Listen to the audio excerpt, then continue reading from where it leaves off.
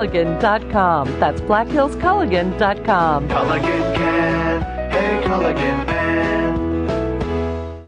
Here's your Kim Radio weather forecast. Clear skies tonight with a low of 62. Winds out of the south, 8 to 15 miles an hour. Mainly clear tomorrow, high of 85. Lows dip down to about 64 tomorrow night. Mainly clear skies and quiet. Upper 80s Friday with a chance for scattered storms. Turning much cooler Saturday with highs in the low 80s. Storms continue. That's your forecast on Kim Radio, talk that matters. Currently...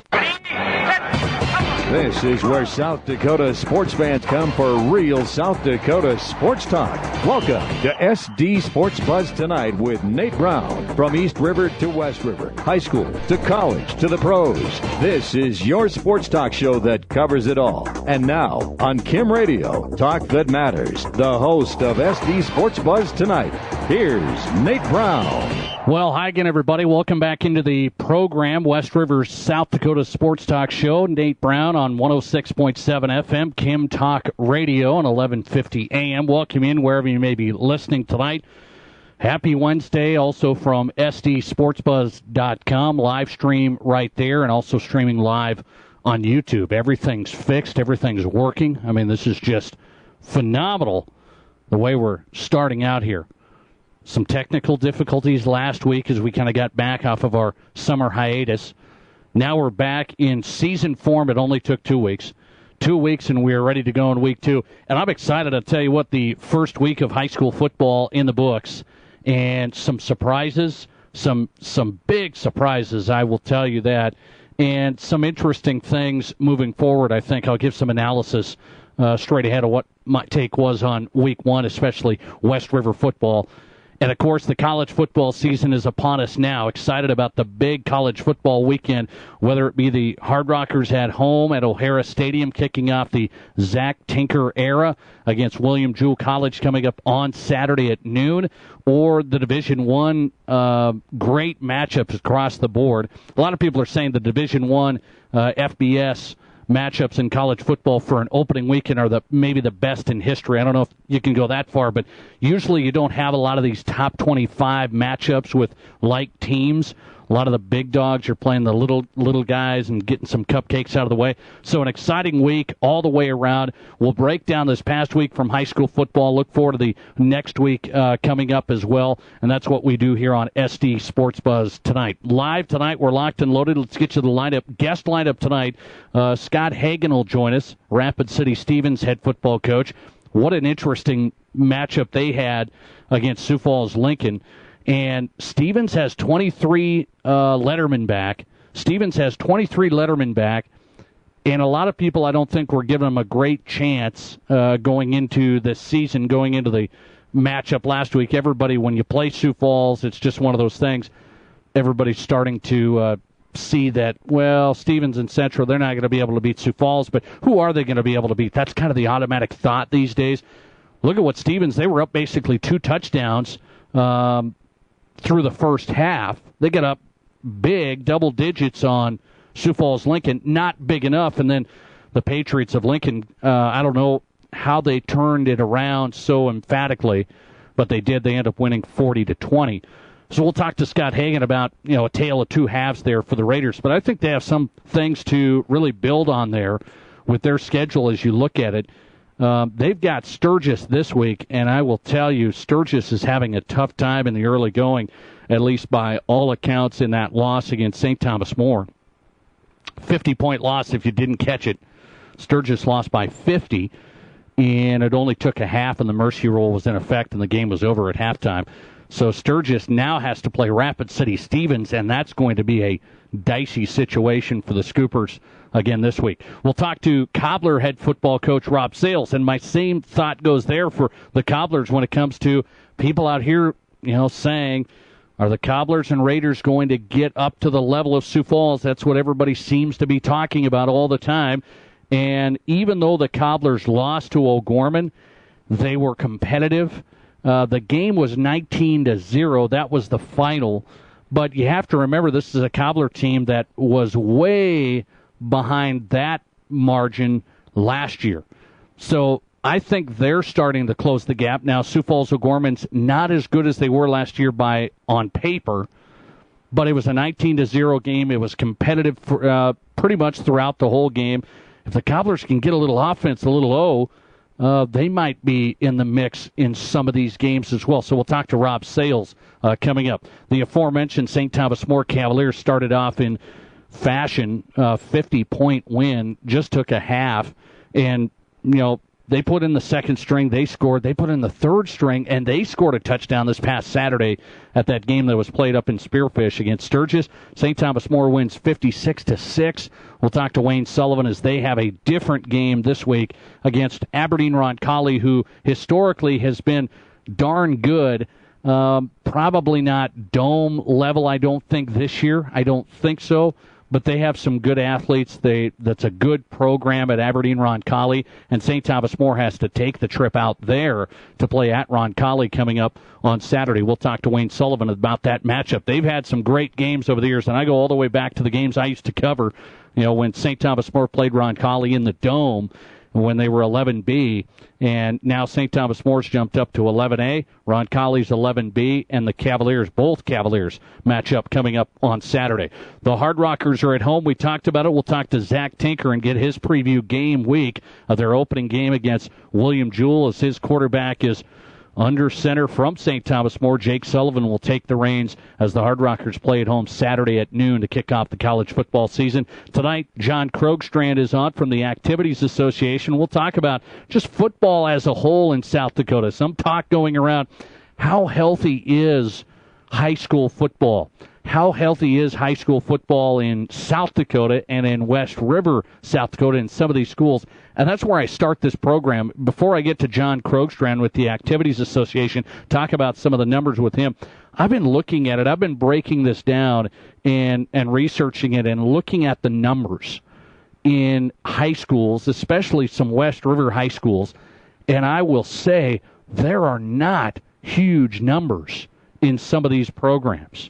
The numbers from just a few years ago have declined, and it seems like pretty rapidly. The numbers in high school programs and some of the schools that have had some good teams over the years, whether it's Belle Fourche, Spearfish, some of these teams like that, the numbers have declined a little bit as far as participation, and I wonder if it goes back to this discussion I've had on this show before. I've had guests on this show before. You wonder, is football, numbers-wise, declining? Is that you can see it on the Pop Warner when you look at the national scene. They're saying Pop Warner that youth participation in the country has declined, and it continues to go down because parents are getting worried about the effects of football, the injuries of football, and all that could come with that. And now I'm wondering if that's starting, we're South Dakota tough. We're in kind of have that culture, right? That's our culture here. We're tough. We don't worry about, we're going to go to work every day, work hard, get after it, no excuses. That's kind of the mentality, and I never really thought it would, I don't want to say leak into South Dakota, but I didn't quite think South Dakota was going to see their football numbers decline. I don't know if this is I don't think it's a statewide thing. I didn't look at every single school when I was breaking things down. I didn't look at every single school, but I will say the numbers from when I used to cover high school football on the radio for many years, there was great numbers with a lot of these programs out here. The numbers have declined. And some people are saying it's because just overall, people are not letting their sons play football as much as we did back in the day. And I think that is accurate. I also think soccer has been a big force in that. Rapid City, by the way, great soccer town now, great youth soccer program that has started with the Black Hills Rapids. I think there's options for kids. I think there's different things that a lot of these kids now want to do, and it's not just football. I think that has maybe even a bigger effect on this declining numbers than the concern over health and issues like that. I do think that's a real concern. The health factor, I think, is a real concern. I can't speak on it. I got, two young daughters who like football, but I don't think they're going to be suiting up anytime soon. They could. I want to be correct.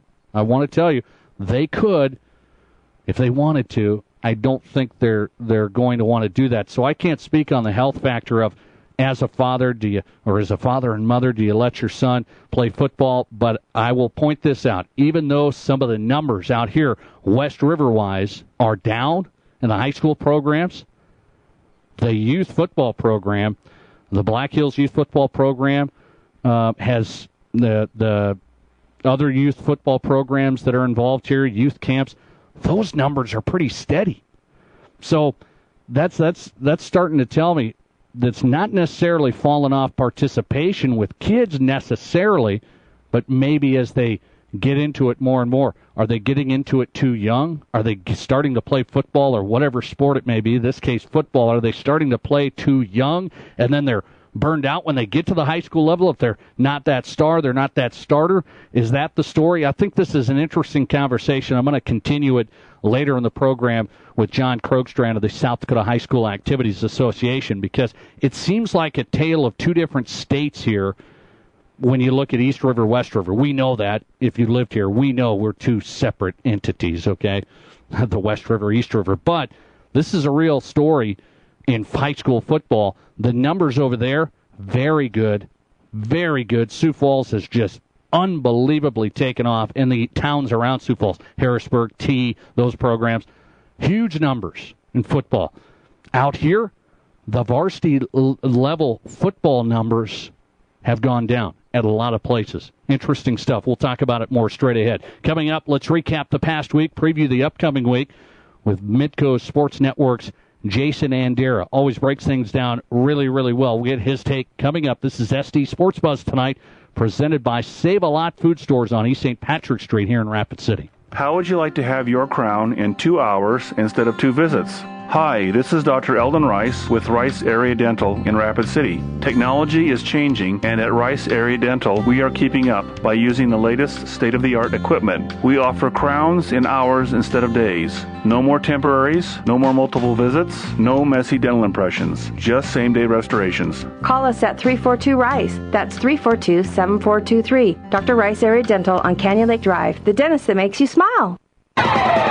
You've got it locked on South Dakota's sports talk show, SD Sports Buzz Tonight with Nate Brown on Kim Radio. Talk that matters. Your local Farm Bureau Financial Services agent Tom Berger in Rapid City realizes that farming and ranching is your livelihood, and he understands that.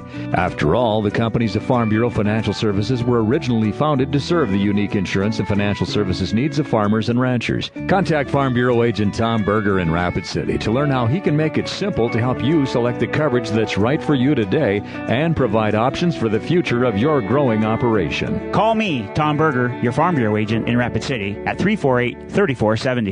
Make the mountains your backyard. Make the lake your pool and the night sky your high-definition television. Stop by Dakota Discount RVs today and take a look at our wide variety of new and used fifth wheels, travel trailers, toy haulers, and more. We're sure you'll find something you love at a price you can afford. We take pride in our integrity and service long after the deal, so why pay more for good memories when you can buy with a comfortable, low-pressure, locally owned and operated RV dealer? At Dakota Discount RV, we can make your dreams come true at an affordable price. 3330 East Mall Drive, Rapid City. This summer, get a great deal on your favorite Chevy. Save 16% off MSRP on remaining Silverado, Malibu, and Cruze inventory. That's a savings of over $7,000 when you buy a Silverado. Just think of all the things you can buy with that extra cash. A quick vacation before school starts. Maybe a first car for your newly licensed kid. Or maybe even just paying off some bills. However you choose to spend that extra cash. Our friendly staff is here to help you get started. Your new road starts here. Feel the difference at Rapid Chevrolet.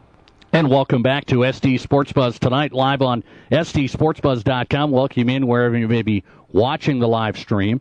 Streaming from YouTube, by the way. A little new platform there. New platform, and I think it's going smoothly. That is good. Also, welcome in on our radio home, 106.7 FM, Kim Talk Radio. Also find us on 1150 AM. Kim Talk Radio throughout the Black Hills. Coming up, John Krogstrand with the South Dakota High School Activities Association. Also tonight, Rob Sales, Cobbler head football coach, Scott Hagan, Stevens head football coach, Wayne Sullivan on tap, St. Thomas More head man. Busy show tonight, as you would expect. We're right in the middle of getting this football season going, and a guy that I enjoy watching throughout the football season on Midco Sports Network. Midco Sports Network, Jason Andera joins us again on the Mel's Auto Body Sports Line. Jason, how are you? I'm doing great. Great lineup, by the way. That's a lot of high school football powerhouse names all in one night. I like it. I like it. Here's the thing. I want to get your feel on something before we get into football. I want to get your feel. I like what you guys do on Midco Sports Network. I think this has really taken off. Did you think when you became a part of this that it would be as big as it's becoming? I mean, we don't do sometimes take a lot of risks in South Dakota, even media-wise or in a lot of things. Maybe we don't take a lot of big risks. This has turned into a pretty big deal, a pretty big operation. How have you felt the Midco Sports Network and the whole Varsity Sports Live thing has gone? Yeah, you know what? You're exactly right. There's a huge risk. When I got in, my wife's like, what are you doing again? You're going to take a chance on this? Is it even going to be around in a couple of years? But you could tell by the people who are behind this operation at Mid-Continent that they've really made a commitment to it. And I think you're right, Nate. It's starting to really pay off because they're doing things that are just a little bit different as far as, letting me do my own thing with high school football and high school sports in general. And that's all I do for the most part is do that one thing. And when you can put that much time and effort into it, you can do some pretty cool stuff. So yeah, I think it's been a success so far, and I think it's going to look a lot different in 5 more years, and then in 5 more years, hopefully it just keeps growing because these states, as you know, that we cover, regional football, high school football, it's huge. It's your community. It's your life. So we hope to cover that the best we possibly can. You do a quality job. I mean, quality production, quality coverage, highlights, analysis, good stuff as you guys get the season started as well. Let's go back to last week here. Some things were surprising to me, and then there was some things that I thought probably would happen. One thing I looked at from a Rapid City, Stevens, and Central point of view, I don't want to say necessarily many people were surprised because the Cobblers and Raiders are going to say, hey, we knew we could do this. We had some guys back from last year, but I will say even though the Raiders and the Cobblers lost, those games were not typical of games we've seen against Sioux Falls schools in the past few years. Yes, and I'm so excited about that because it really makes football much more fun when you got a little bit more parity, and you felt that. I watched the Rapid City Central Sioux Falls O'Gorman game on the stream, and Rapid City Central has got some offense. I know they couldn't score in that game. A few things just didn't go their way, but you can see they can move the ball a little bit. And Stevens, on the other hand, I think they've got a lot of quality players, too. That was late in the game before it became a 20-point game, and I think a few things go their way. They could make some noise with their quarterback George Johnson back, and he's a talented kid, so he's going to head up a really, really good group. I hope there's a few more competitive games when we get the West versus East this year. How about this matchup that we saw there with Brandon Valley? We had some high-quality matchups there. Brandon Valley and Sioux Falls, Washington, I think people really looked at it. Washington beat Brandon Valley by 5. That was one of the closer games in AAA. What was your take on that? Washington, was that surprising at all? Because Brandon Valley's pretty high quality. Yeah, I was surprised by the final result, but really, every single score in that game changed the lead, and it just ended up who had the ball last is going to win the game, and that's what happened. Washington had the ball last. Both teams made their share of mistakes.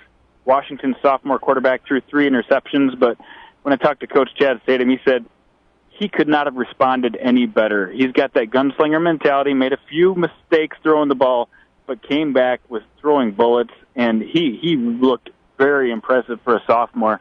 And the most impressive player in that game is their sophomore running back, Tupac Capea. He just makes plays that nobody else in the state right now can make. There were a few missed blocking assignments. He was able to make something out of nothing. Watch out. He's only a sophomore, and I think we've got ourselves a star at running back in the state. So I think Washington maybe is getting it together a little earlier than people thought, and we still could be in for a roller coaster. They've got 2 sophomores starting in the backfield. juniors all over the place, a few seniors on defense to kind of lead that defense, but they could be on a roller coaster or they could be really good by the end of the year. I guess we'll just have to wait and see. But Brandon will be there by the end of the year, too. Don't worry about them. Jason Andera, Midco Sports Network. A couple more, and I'll let you run. Now you got youth football practice tonight. You're just all about football all the time.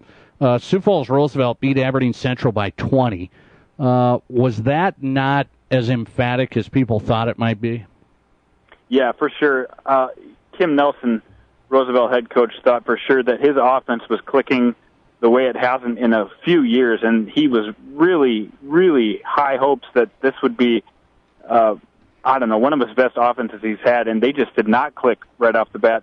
On the other hand, the defense showed up in a big way. They shut down Aberdeen Central to less than 150 total yards, so it kind of was a little different win than they thought they'd get, but I really think they will get things together on offense. The offensive line, even though they've played together a lot, they've got a lot of starters back, they're not huge on the outside. They've got big interior line, and they really struggled against Aberdeen Central's big guys. Their defensive line on Aberdeen Central, a couple guys over 275, and they gave them some real problems. So watch for Central this year. They've got Cannon Hannigan back at quarterback, a big defensive line. They could maybe crack the top 5 before too long in the AAA class in South Dakota. Here's what a game we're looking at. It's St. Thomas More and 11A makes the trip to 11B, Aberdeen Roncalli. Oh, yeah. These two teams have played over the years a lot, going back to even playing in the Dome against each other. People are saying, well, Roncalli, the last couple of years, just maybe not the Roncalli Volt. Still a great program, a good team, maybe not at the level of St. Thomas More. I wonder here, Roncalli beat Redfield Dolan 35-zip. St. Thomas More just pounded Sturgis, who looks like they're going to struggle mightily. What do you think of the Roncalli-St. Thomas More matchup Saturday? I think Roncalli's improved off of last year, and I also think St. Thomas More, maybe not they're probably a little better than they were last year. So we've got two really good teams playing each other. This one will be on the east half of the state, which I think will help. Travel helps in this situation, playing those games at home. Braden Summers is an excellent quarterback for Roncalli. Maybe not the firepower in the backfield that they've had, but I like their defense.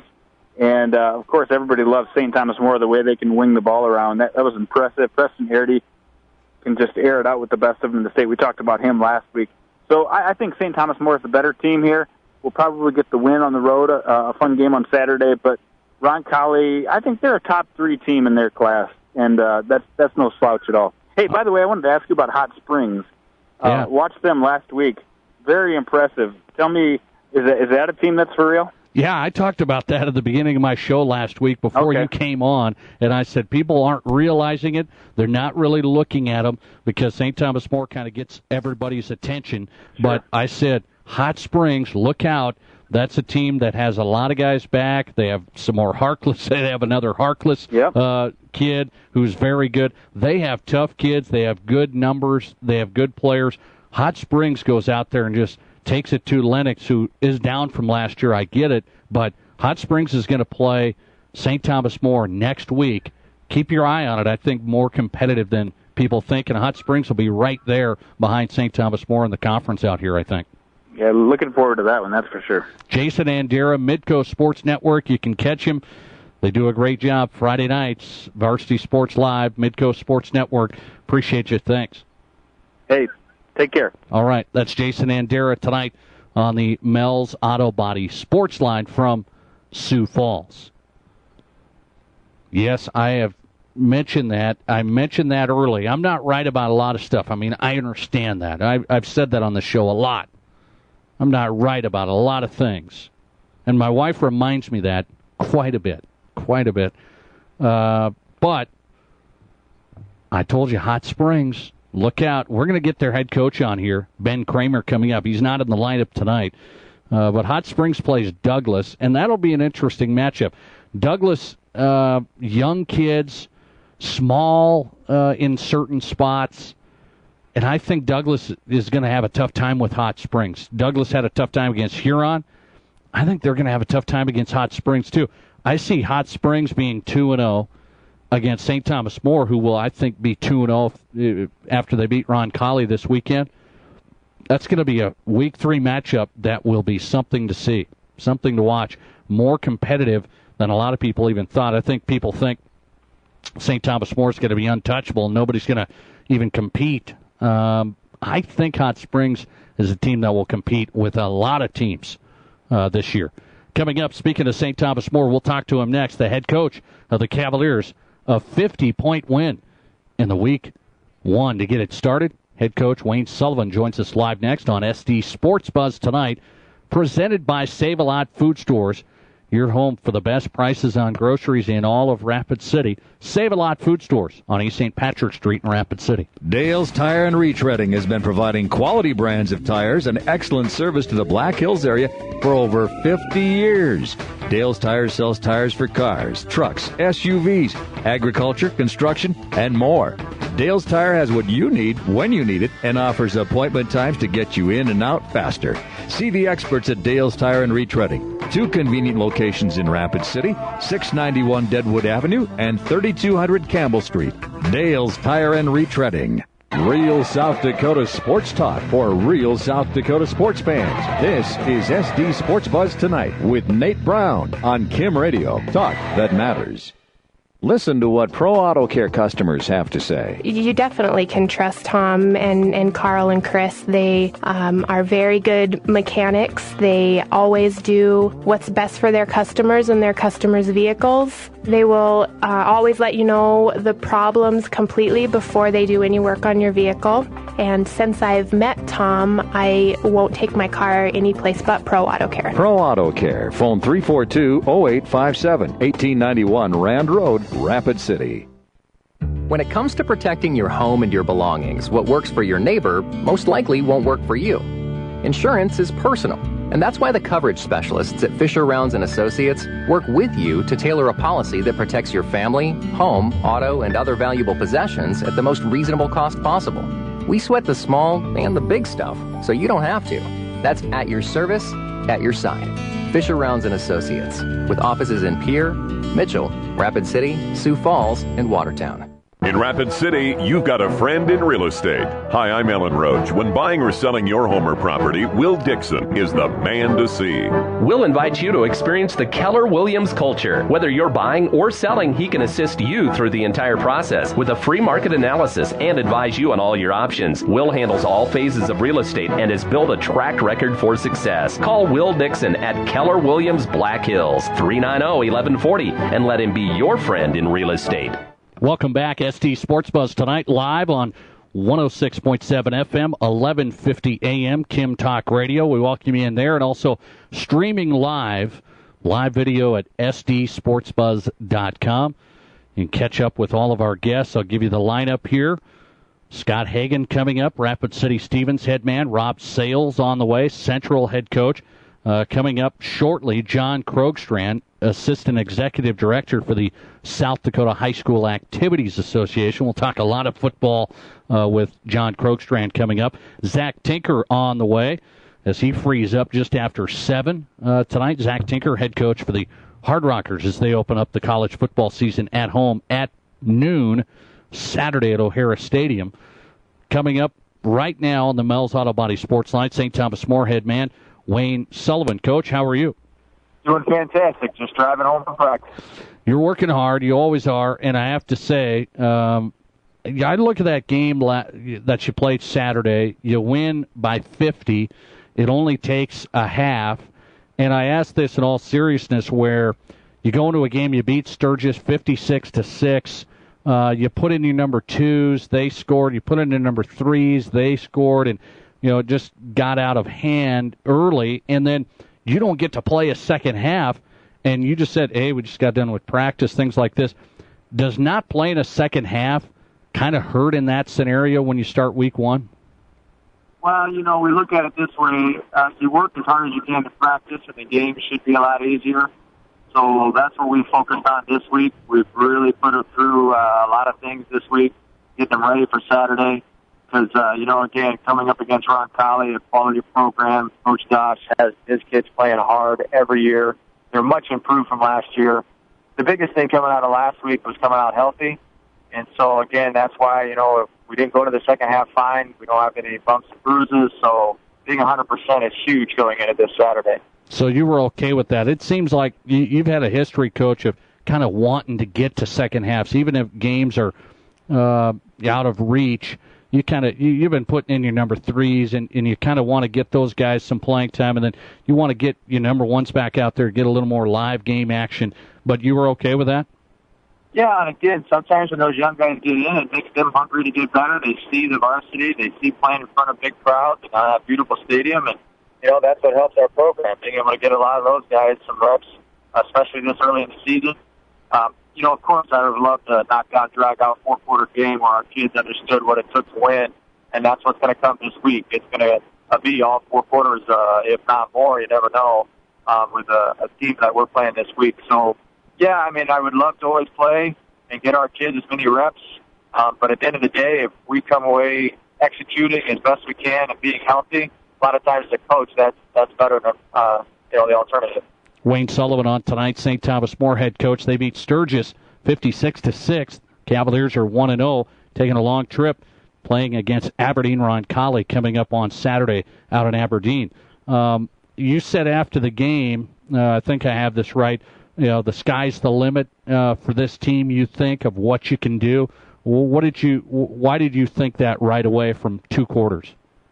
Well, this is probably one of the teams that I've had the most athletes. I was just talking to our coaches today after practice. Every year we've always had great kids, great athletes, but we're too deep. Probably the first time in a long time I can say that.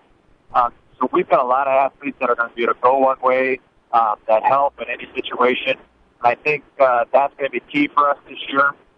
Again, as you know, in AA, there's guys that have 80 kids out, Madison, West Central, Kent, Dakota Valley. So we got to have as many athletes on the field as we can. And I think that's the point where we're at right now, where sky is the limit. We've got a lot of athletes that are going to get better, that are going to learn our offense better, fly to the ball on defense. And if they stay focused and stay healthy, that's why I made that comment. I look at this team that you're getting ready to play. They've been good. You know that over the years. You know Coach Dosh. He's done a nice job. You played him at the Dome. You guys have had your battles. Some people are saying, well, Roncalli hasn't quite stayed at the level of St. Thomas More the last couple of years. What do you think of these guys this week? After our game last year and playing them and knowing that they had everybody back, if my memory serves me correct, they only lost this kid. And so they've got everybody back, and they're much bigger, and they're much faster. Watching them on film against Redfield is kind of scary. They got athletes running all over the place. Again, with all those kids getting all the experience they had last year, going into the playoffs and playing the teams they did, I knew they were going to be a quality team this year, and they are tough. I ask you about how you simulate getting ready for these guys, because you played Sturgis. Things went your way in a lot of ways. You created turnovers. You scored. It seemed easy because you were prepared and you had a nice execution plan, game plan. How do you simulate after a game in week 1 where, let's be frank here, you won by 50, and now in week 2 it's a different opponent? How do you simulate trying to get up this team from week 1 to week 2? It's going to be a different scenario. Well, we've done a lot of competing in practice, a lot of one-on-ones this week. And what's nice, again, like I said, us being as deep athletically, and our number 2s are right there. It's nice to go against our number 2s a lot in practice and simulate those things. I'm pretty blessed with the lineup of quarterbacks I have. I have 2 juniors and a freshman that can sling it all over and run. And our 2 and 3 running backs run hard. So I think we're able to simulate a lot of things in practice and kind of get after it and kind of keep those juices flowing as far as competing. I'll let you run with this. Taking the road trip to Aberdeen, I know it's just a road trip. Does that affect the team at all mentally? How do you attack it? Well, we've kind of got our itinerary. We told the boys how we're going to travel, how we're going to stop a couple times, get our blood flowing. We're not just going to sit on the bus for 5.5 straight hours. And so we're going to get up, move around. We're going to have 2 meals on the road. And so we're just going to try and keep it like a regular school day. By the time we get there, our regular routine 2 hours before, just simulate as best we can on a regular day for them. Anybody surprise you last week, Coach, whether it's 11A, like a West Central getting beat like they did, or maybe Spearfish even at the AA level, Spearfish blanking Belle-Fourche, a team that you're also going to face? Anything surprise you there? Nothing surprised me as much as I knew Hot Springs is going to be loaded this year. And they showed that quite a bit going to Lennox and winning in the fashion they did. I know Kramer's got a great program and a lot of kids buying in. I knew they'd be tough. Spearfish, I knew was going to be better. That's just what's nice is West River football. If we can have a dogfight every week, that's what's going to make us better at the playoffs. St. Thomas More on the way to Aberdeen-Roncalli for a Saturday matchup. Both teams 1-0 in the early going. Head coach of the Cavaliers, Wayne Sullivan. Thanks, Coach. Appreciate it, Nate. Thanks a lot. All right, Wayne Sullivan tonight on the Mel's Auto Body Sports Line. Good to get him on. St. Thomas More is a favorite, no doubt, out here. And I am trying to look at this Roncalli matchup saying, well, they beat Redfield Dolan. Roncalli did this past week, 35-0. Is Redfield Dolan not, where are they at? It's so hard to tell in the early going. It really is.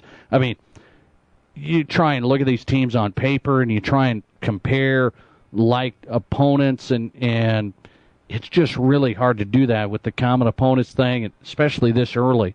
I mean, everybody in 11 AA, as we got things going last week, everybody had Mitchell that's going to be, they're going to go 7-1, and Mitchell in 11 AA is going to shock everybody. They're just really, really good. And then Mitchell gets hammered by Harrisburg, who really wasn't very good last year. I mean, not very good at all. So just really hard to tell how good is Aberdeen-Roncalli. They had a nice win in the opening week, 35-0. St. Thomas More, maybe even a nicer one, and a half, a 50-point victory and a half. Keep your eye on that one. That's Saturday matchup. St. Thomas More, Aberdeen-Roncalli. Coming up next, John Krogstrand. We'll talk everything football in South Dakota with the assistant executive director, the guy that kind of runs the football show in South Dakota. John Krogstrand of the Activities Association joins me live from Pierre next. Paying 200, 2 and a quarter, 2 to the bid, 20 bomb to 50, want to get 250 here, now 75, 275, now 3. Hi, folks. Kevin McPherson Auction Company. We can turn your property to cash. We can sell your personal property and your real estate at auction. A family business for 64 years and counting.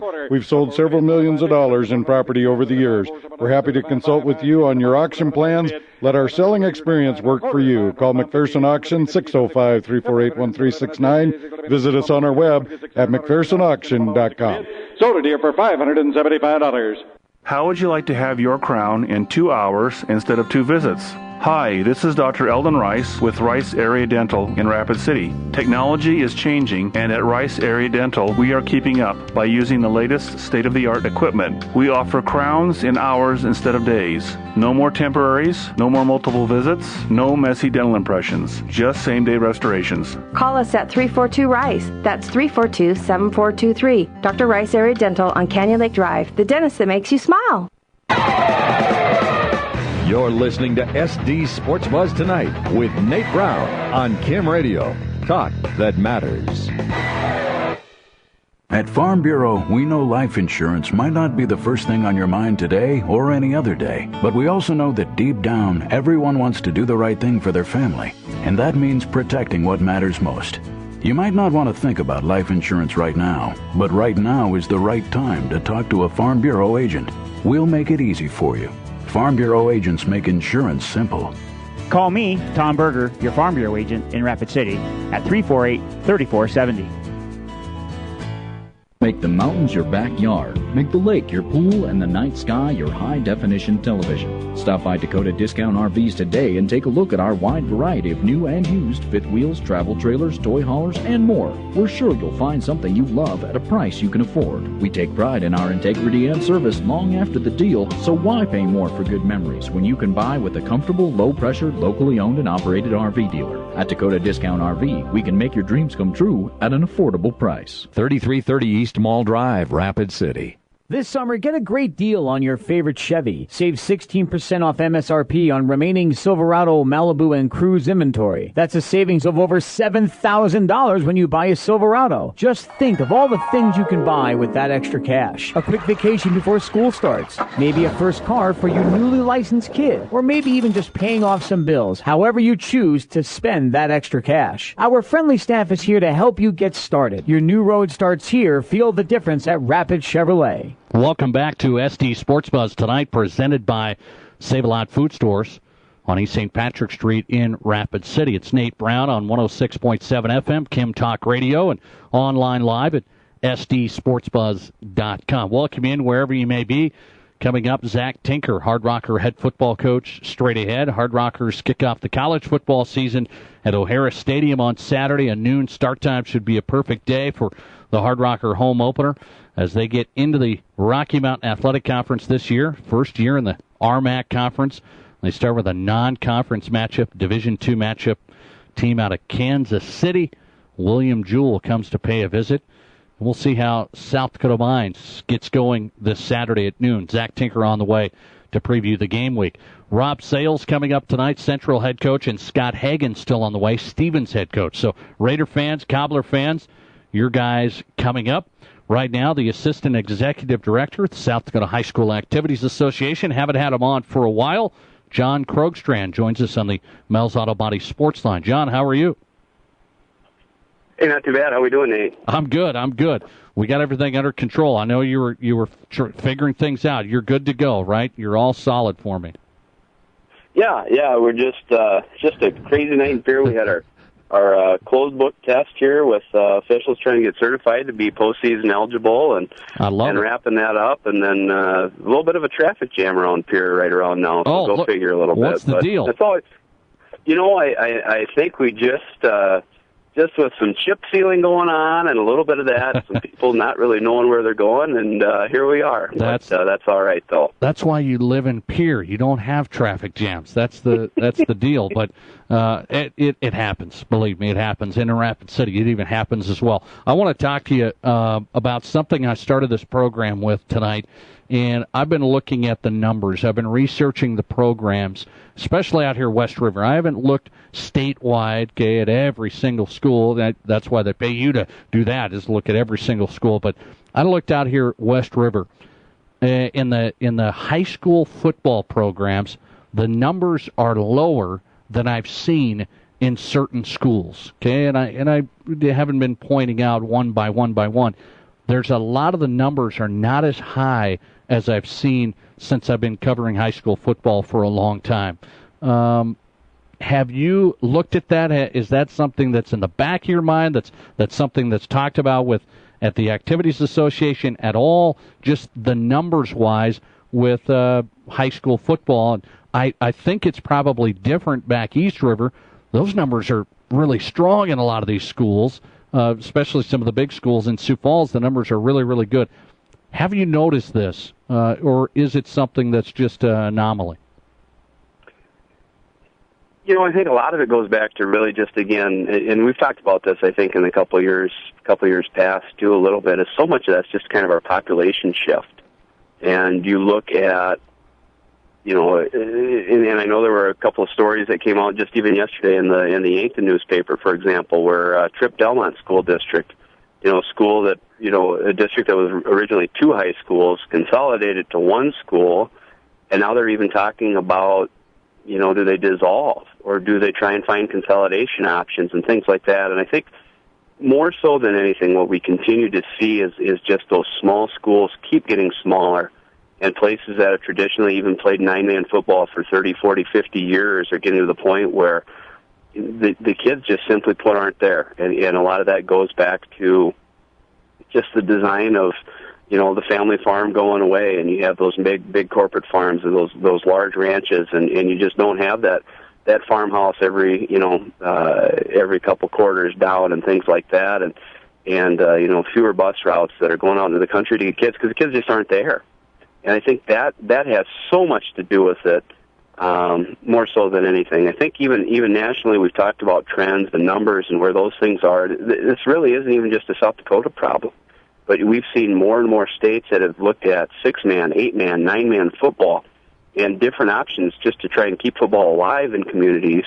And, Nebraska, for example, next year is talking about where they're going to have a fully sanctioned 6-man championship, where 5 years ago they had less than 10 teams playing 6-man, and now they're looking at 30, 35 teams as far as groups looking into 6-man football next year, because they don't have schools that can even field 8-man teams. Yeah. But I think that has a lot to do with it. And certainly I think we know too, you're going to have communities and programs and situations and unique spots where they've been successful for a long time. They're excited about football. They're going to continue to be excited about football, where you're going to see perpetually those numbers. But, in a lot of communities, even some of those, long, proud communities, look at Freeman. There's an example, of course, back east again a little bit, but, in the 90s, they were unstoppable, and now they can't even field a team.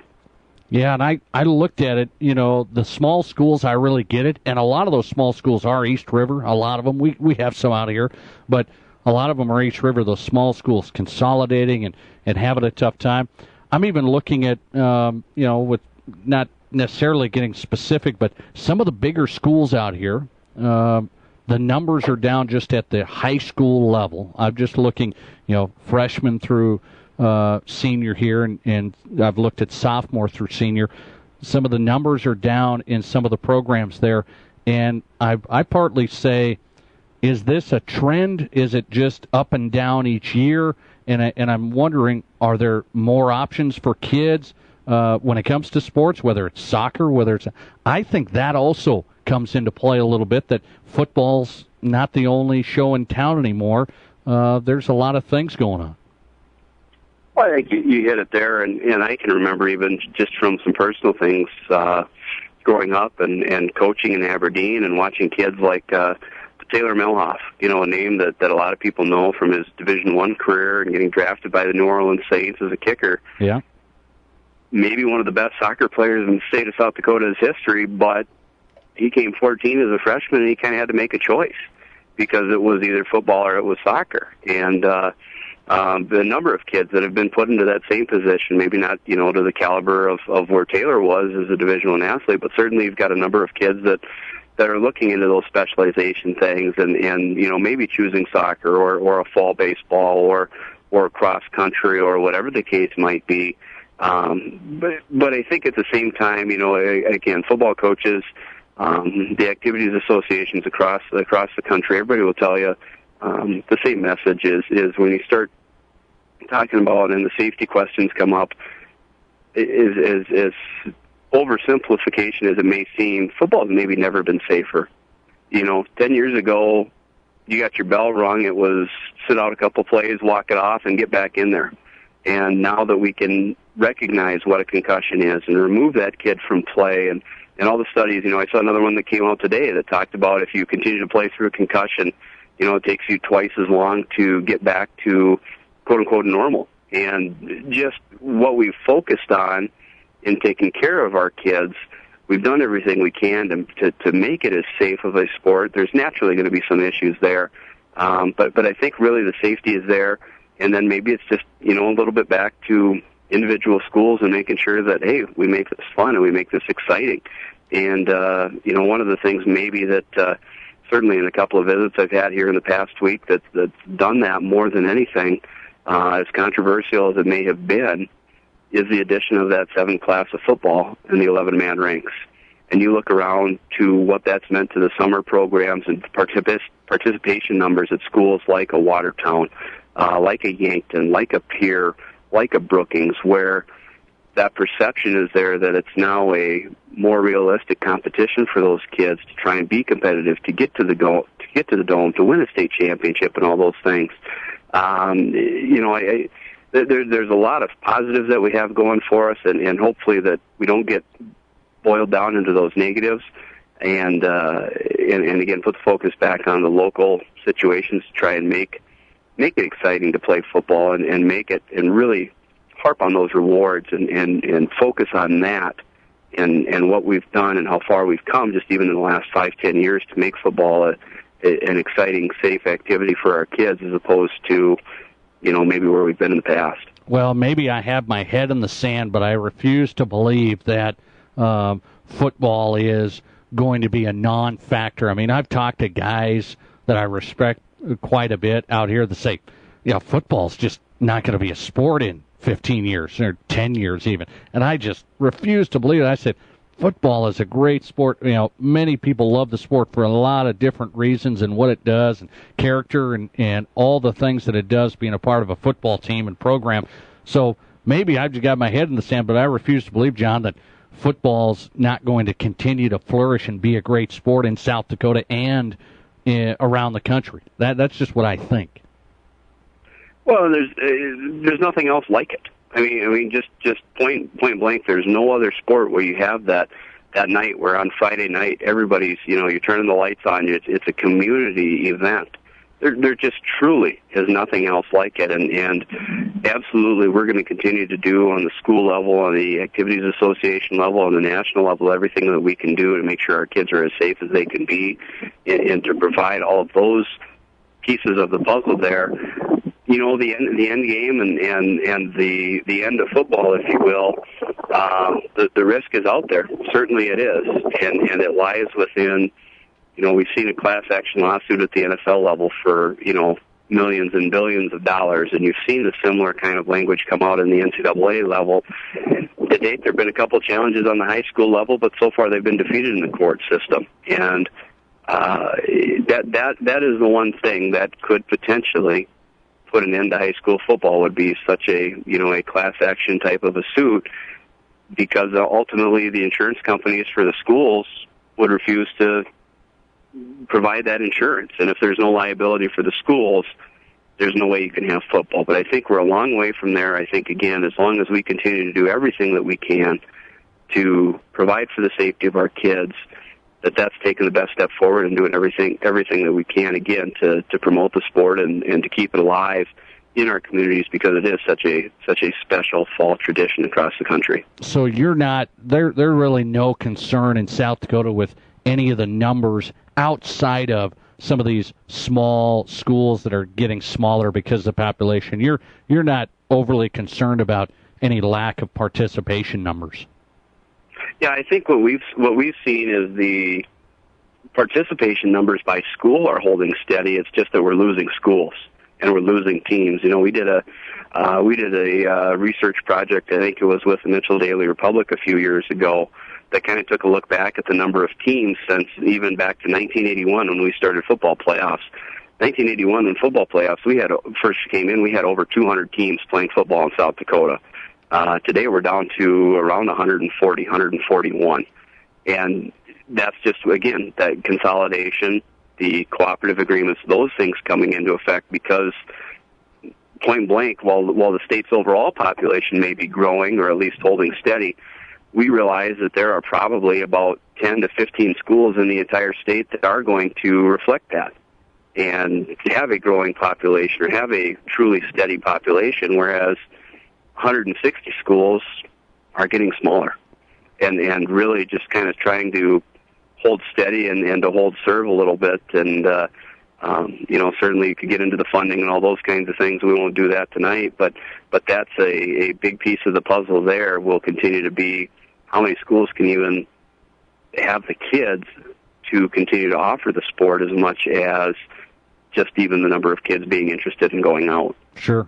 Interesting stuff. I'll let you run here in a minute. John Krogstrand on tonight, Assistant Executive Director, South Dakota High School Activities Association, joins us on the Mel's Auto Body Sports Line, talking high school football in South Dakota.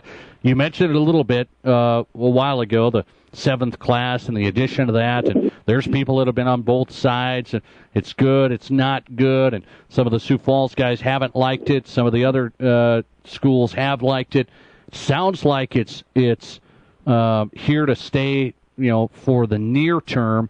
Have there been any more concern, stress from your Sioux Falls schools, as there was? They were pretty adamant the last year or two that a lot of those coaches didn't like it. Has there been any concern there of that AAA class anymore?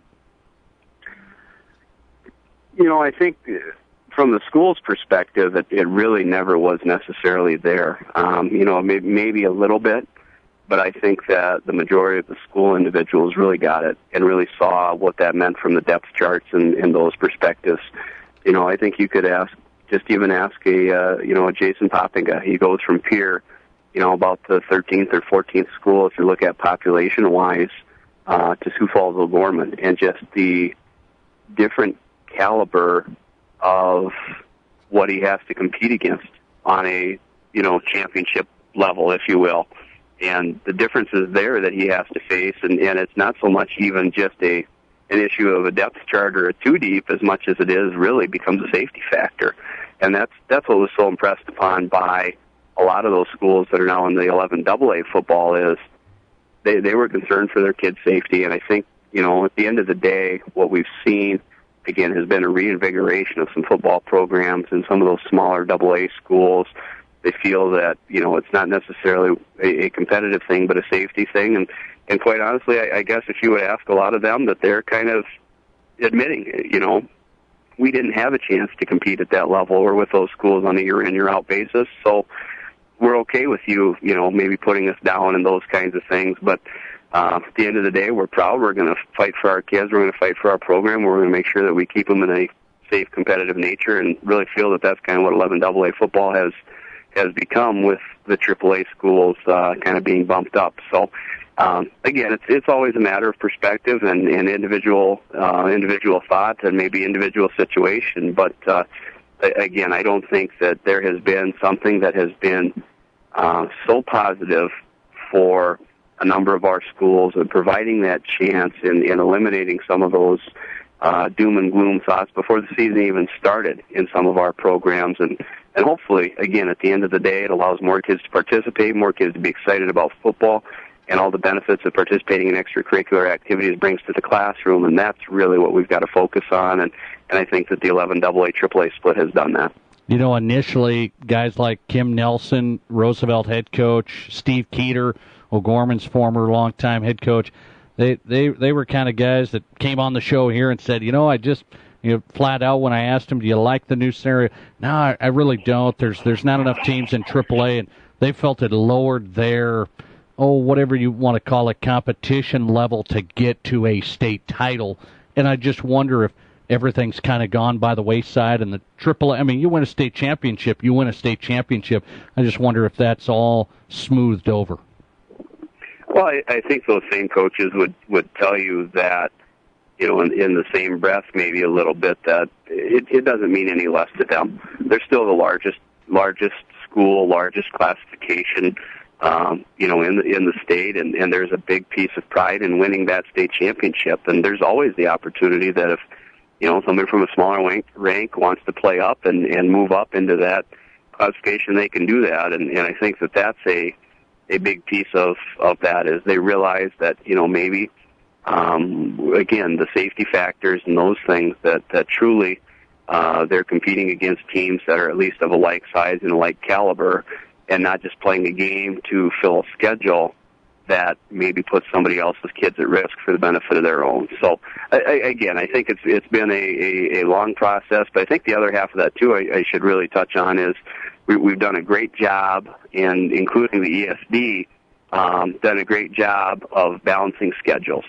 And that, that was some of the fear, I think, initially, too, was that you'd have some of the quote-unquote AAAs from east of the river that maybe would play a primarily AA schedule, and then some other AAAs playing a primarily AAA schedule, and how that competitive imbalance would happen.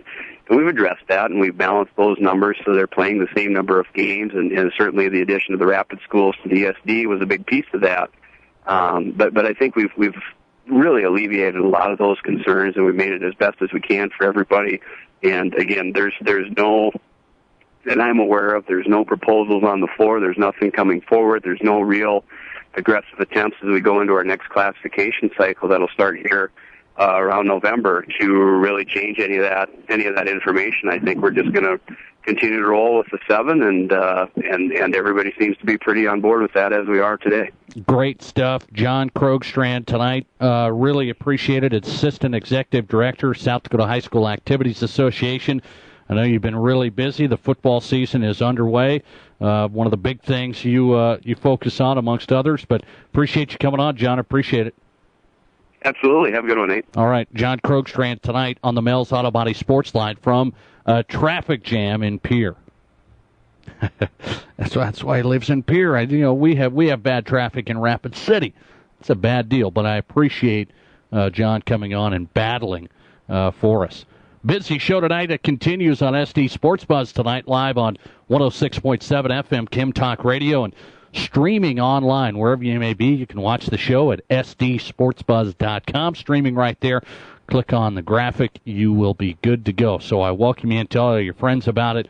They can get locked in on South Dakota Sports at sdsportsbuzz.com. We come right back and talk to Scott Hagan, Rapid City Stevens head coach, Rob Sales, Central head coach on the way, Zach Tinker on tap, head coach for the Hard Rocker football program that opens up the college season this Saturday at O'Hara Stadium. It's all on tap.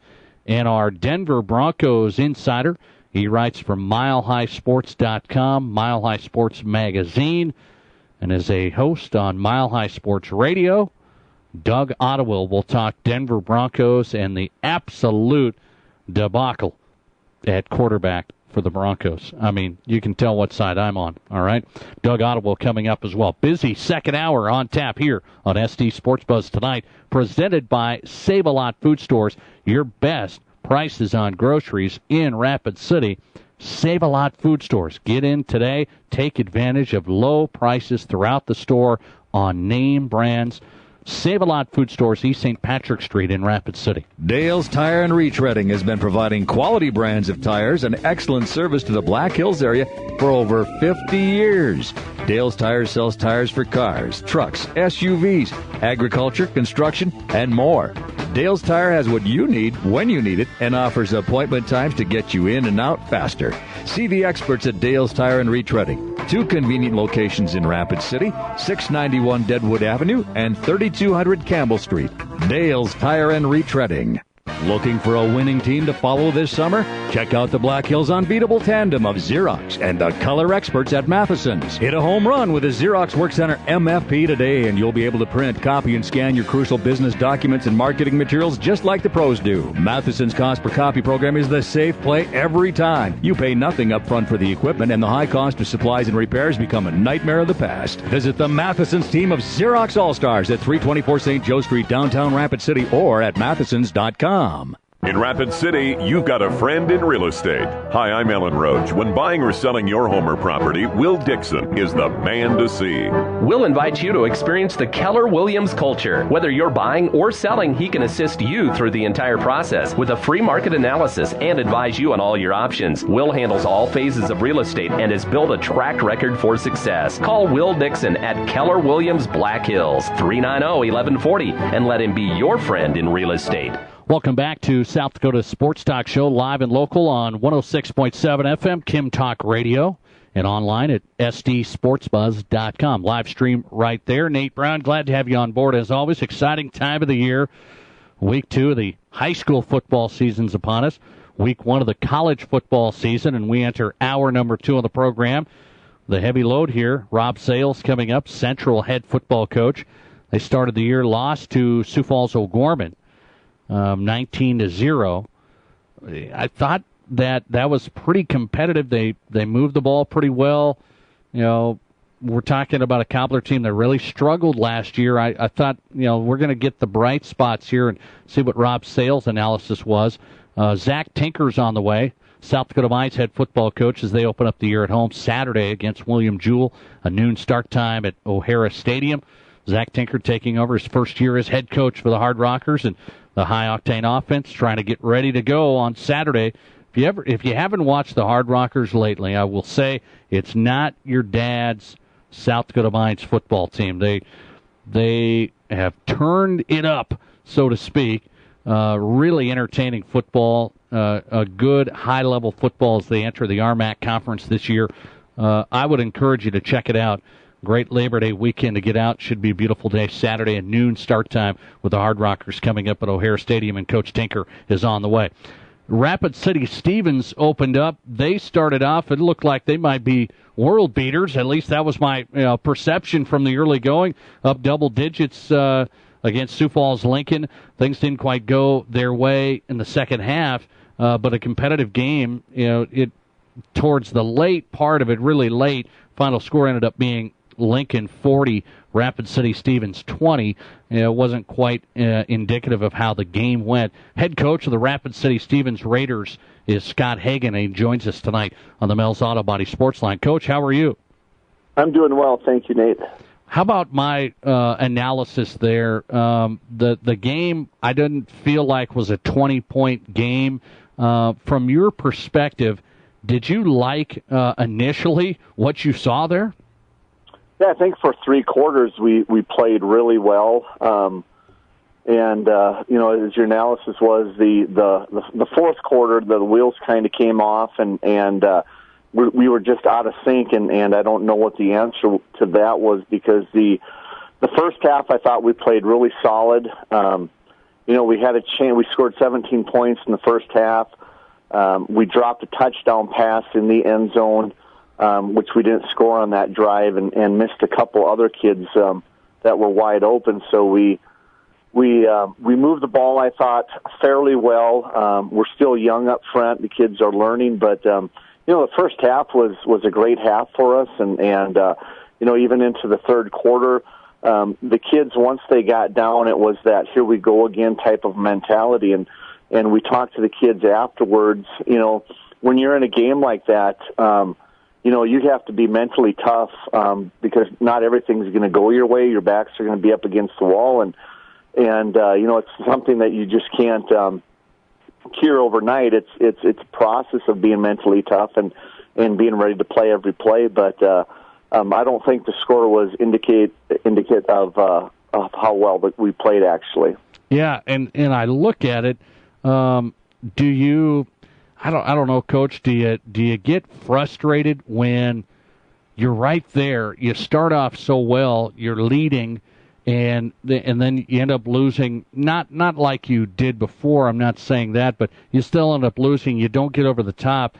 Do you get frustrated when, like you said, well, some of the mentality maybe was, well, here it goes again. When, boy, you started out so well. I don't think it was a fluke. How do you keep this team focused, dialed in, saying we can win these games? Is it a frustrating task? Well, it is in a sense, but when we go back into the game film and start watching and breaking down, we point out the mental mistakes we had, and if we can eliminate those physically, I know we can do it. Now it's just that mental challenge of just being ready for the next snap, playing sound technique, whether it's on offense or defense or special teams. So we tried to carry as many positives out of that game as we could, and talk to the kids about that. And of course, in practice, then we work on our weaknesses and just try to get the kids motivated to play and practice at a very high level. And so in a sense, it's frustrating, but I know where we can be at the end of the season, and that's what we're telling the kids. That's where we want to be. Physically, we know we can do it. Now we just got to get sharp mentally. Scott Hagan on tonight on the Mel's Auto Body Sports Line, head coach of the Raider football team. They play Sturgis this week after a tough opening loss to Sioux Falls Lincoln. You had success at Sisseton. I want to go back. You had success. That wasn't a, I want to say a football powerhouse over the years, but you did really well there. Not necessarily an easy place to do well. And now you've come out here. Rapid City Stevens has, back in the day, has had some success. Not for a while. Sioux Falls has kind of dominated the scene. Can you see continuing with this program, the growth? Have you seen growth over the years here? Is this program finally trying to get to a spot where we're going to be able to see some success at the AAA level? Oh, I think so. And the kids are really starting to buy into what the program is with our weight room. For example, today we had 40 kids in the weight room before school today, and we have a number of kids that take a weight class throughout the day. But they're buying into, if you don't have a weights class, it's important to be in the weight room, getting bigger, faster, and stronger. Our numbers continue to grow every year, and I've always preached you're going to be successful when you have numbers. The year before I came, I think their last varsity game, they dressed out 28 kids for varsity football for a game. Right now, we have 74 kids, sophomore through senior, out for football, and we have another 35 freshmen. So we're starting to get more of the multi-sport athlete. We've been successful at getting some of the baseball players to buy into playing football in the fall and go ahead and play baseball in the spring and in the summer, and just starting to get, I think, overall more athletes than we've had in the past. Yeah, interesting, because I look at these next couple of weeks, and I don't want to look past Sturgis or anything, but a couple of weeks here with Sturgis and Aberdeen Central, who was pretty competitive with Sioux Falls Roosevelt. But do you see here the next 2 weeks as really, really important for you to get off to that good start after a tough loss? Well, I think so. We've been preaching to the kids all week, just coming out physically tough and mentally tough this Friday, and hopefully carry that on. Hopefully we can come out with a W and then just build that momentum, because every time you get a W, that next week of practice, the kids are a little more hungry for another win, and I think we have put ourselves in a position with our schedule and the way we're playing is we'd like to be in week 3 at 2-1, and then just build off from that. What's the best thing you see right now with this 2016 Stevens football team under your command? Well, I think we're a little more dimensional on offense and defense.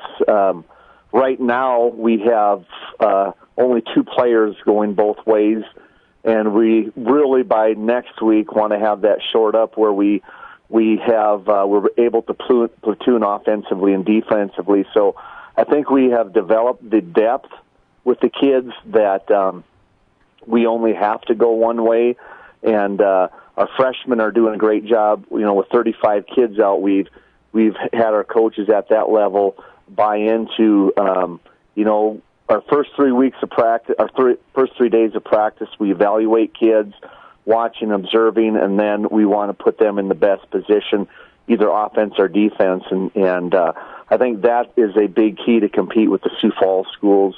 They have 11 guys come out on offense, 11 guys on defense, 11 guys in special teams that are all different.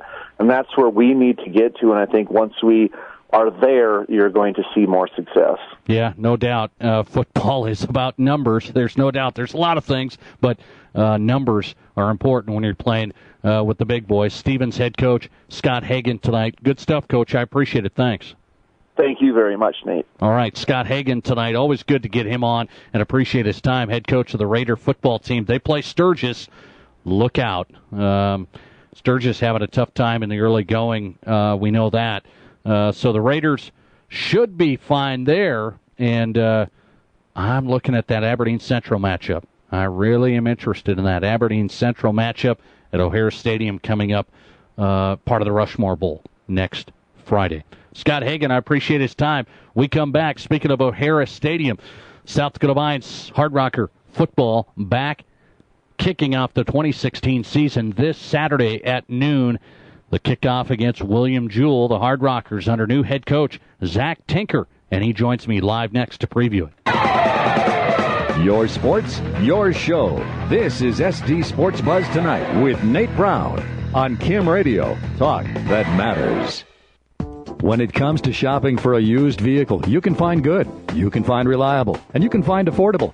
But it isn't too often that you find all three in one vehicle, except when you shop at Pro Auto Care. At Pro Auto Care, all vehicles are inspected and serviced on-site by ASE certified auto technicians, so you know your vehicle will be reliable. And they're affordable, too, many priced under $4,000. Check them out at Pro Auto Care, 1891 Rand Road, Rapid City, 342-0857.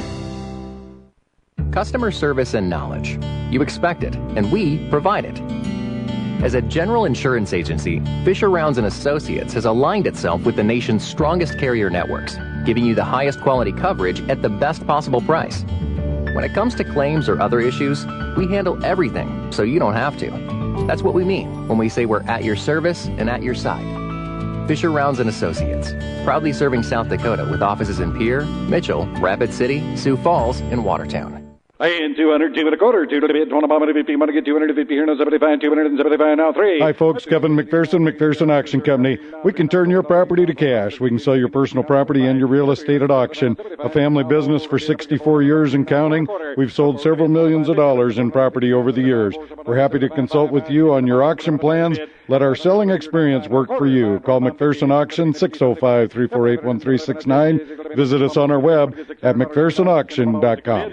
Sold it here for $575. How would you like to have your crown in 2 hours instead of 2 visits? Hi, this is Dr. Eldon Rice with Rice Area Dental in Rapid City. Technology is changing, and at Rice Area Dental, we are keeping up by using the latest state-of-the-art equipment. We offer crowns in hours instead of days. No more temporaries, no more multiple visits, no messy dental impressions, just same-day restorations. Call us at 342-RICE. That's 342-7423. Dr. Rice Area Dental on Canyon Lake Drive, the dentist that makes you smile. Quality and service first. Mel's Auto Body. Get a drive-through estimate or come on in. We're right here under the big red M. Over 30 years our family has put quality and service first. We take pride in making sure you're satisfied. Quality and service first. Mel's Auto Body. And we're back on SD Sports Buzz tonight. Glad you're a part of the show every Wednesday night. It's South Dakota Sports Talk Night with the biggest sports newsmakers, West River and beyond. Nate Brown in the studio and live on SDSportsBuzz.com. You can watch the live stream from your mobile device, streaming it live at SDSportsBuzz.com, your laptop, wherever you may be. You can watch the show there, whether you're at home or if you're driving in the car or wherever you may be, you can listen to it on our radio home right here, 106.7 FM, Kim Talk Radio. Busy show tonight, a lot of football as you would expect, and we'll keep it dialed in throughout the season here as we're just getting things started in the 2016 campaign. The Rapid City Central Cobblers got things started last week, lost to Sioux Falls O'Gorman in a game at O'Hara Stadium that I thought was competitive. The Cobblers moved it quite a bit, I thought. Couldn't get any points on the board. Certain things didn't quite fall the right way. 19-0 loss to Sioux Falls O'Gorman, and the head coach of the Cobblers is Rob Sales. He joins us on the Mel's Auto Body Sports Line. Coach, how are you?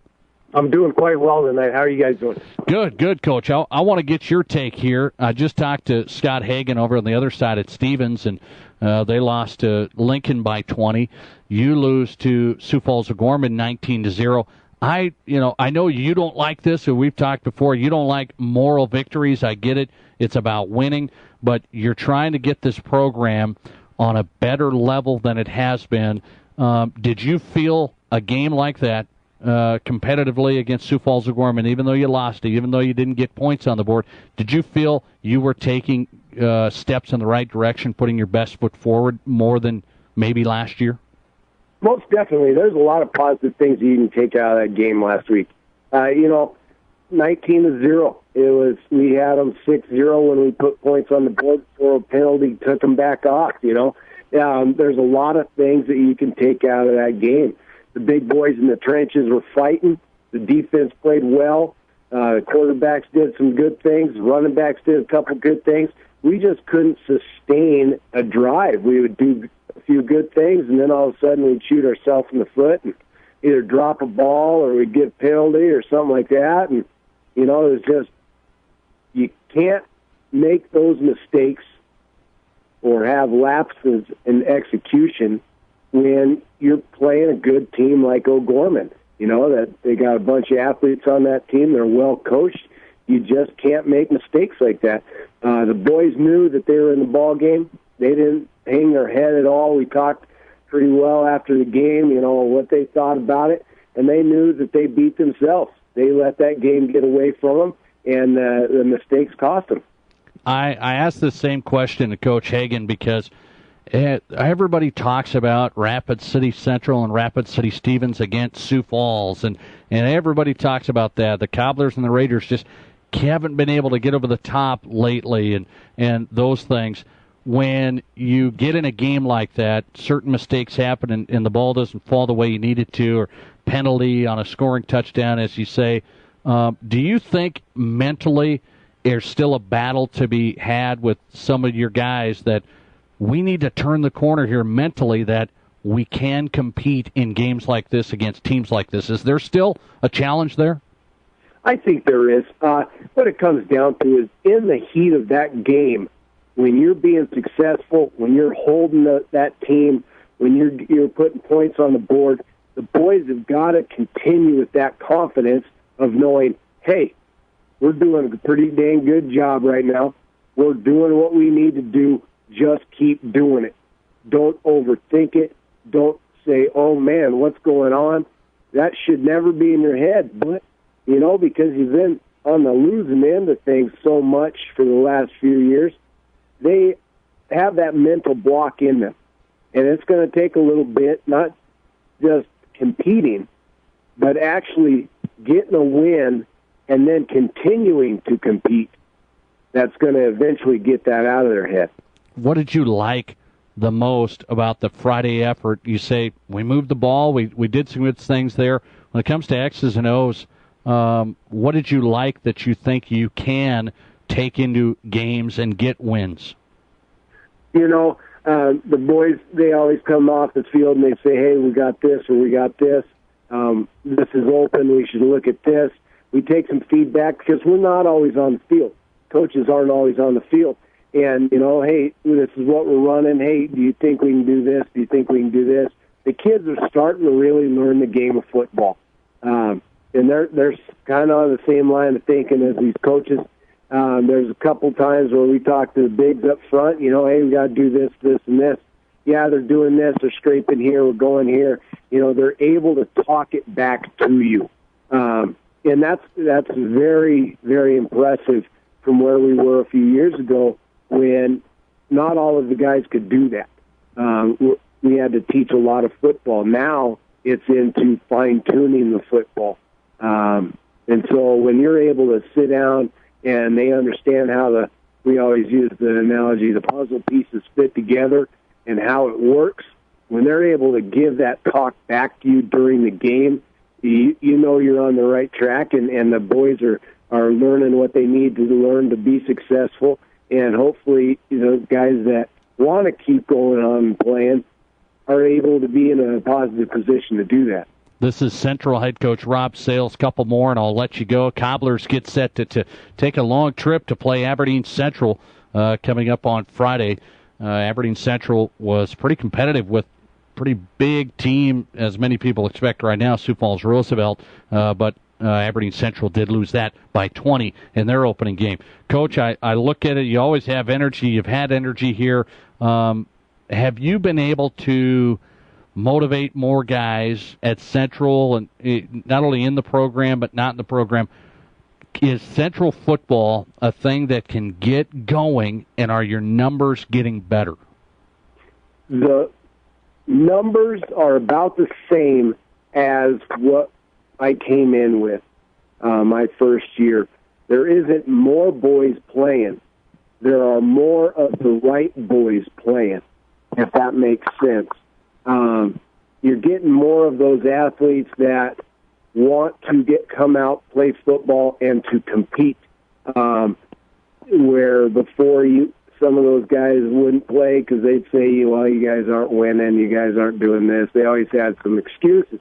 Well, those guys are finding it harder and harder to have those excuses when they see what you are doing, when you see the time that they're putting in and the difference physically, mentally, and on the field that you're producing. Those kids that are walking the halls with them every day, they're getting those buddies to come out. And so numbers have not increased, but the number of football athletes have increased. Is the culture changing? Are you having to change a little bit of a culture there? Yeah, there's always a culture piece that you got to play into, you know. Everybody, you know, West River's the doormat of football, you know, except for, you know, St. Tommy Moore, they've been pretty successful, but otherwise in town of Rapid City, you know, Stevens and Central, they haven't really been knocking on the door lately. And so that's something that you've got to get past. You got to get past it with the kids. You've got to get past it with parents. You got to get past it with the community. You know, it's that kind of three-pronged deal. You know, you get everybody walking the same path and talking the same language, things start happening. And so, yeah, I would say that there's definitely a culture piece that you got to fight a little bit right now. And, you know, starting to compete with the Sioux Falls schools and starting to get past that mental block of Sioux Falls in front of their name means it's a different ball game. Football's football. Go out there, you execute, you play hard for 48 minutes plus if you need to. That team will win. And it doesn't matter who you're playing.